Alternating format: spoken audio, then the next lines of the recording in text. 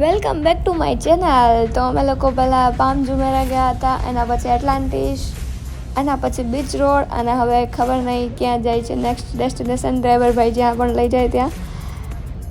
તો ફરીથી આવી ગઈ ટનલ, ને અમે લોકો ટનલની બહાર. અહીંયાથી પણ મરીના દેખાય છે. અહીંયાથી બહુ જોરદાર એવી ફ્રેમ આવે છે. અહીંયાથી ફોટો ખીંચવાની જરૂરત છે. તમને એવું નથી લાગતું? કોઈ વાંધો નહીં, મેં ઘણા બધા વિડીયોઝ ને ફોટોઝ લીધા છે. આ બધી બિલ્ડિંગને જોઈને એવું લાગે છે કે આમાંથી એક એવી બિલ્ડિંગ તો આપણે રાજકોટ લઈ જવી જોઈએ. હજી પણ મરીના દેખાય છે. Avani plus palm view, what a view. और આમાં શું લખ્યું છે? અબુધાબી.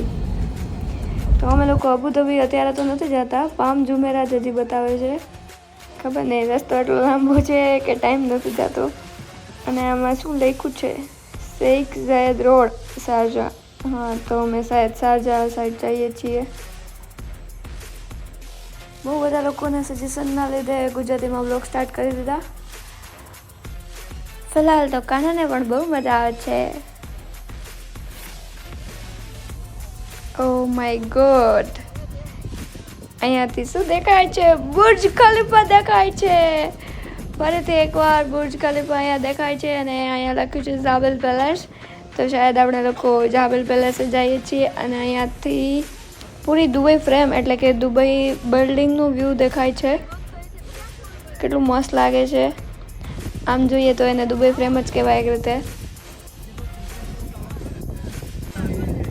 સામે જે ટાવર દેખાય છે એ એમિરેટ્સ ટાવર છે. અને બરદુબઈ, એટલે કે શાયદ બરદુબઈ સાઈડ જ આપણે લોકો જઈ રહ્યા છીએ.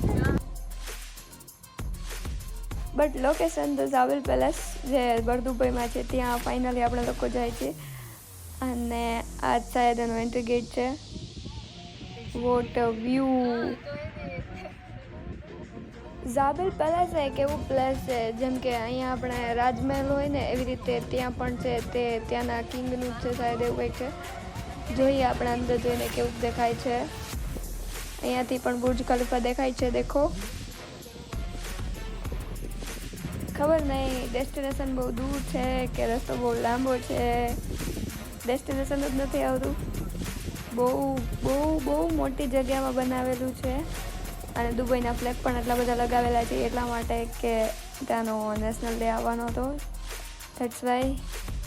તો ચલો જોઈએ અંદર શું છે. આ બધી પબ્લિકને જોઈને ગુજરાતની પબ્લિક હોય એવું જ લાગે છે. કેમ કે જે લોકો આમ જાજા બધા ફોટો પાડતા હોય ને એટલે સમજી જવાનું કે ગુજરાતી જ પબ્લિક છે.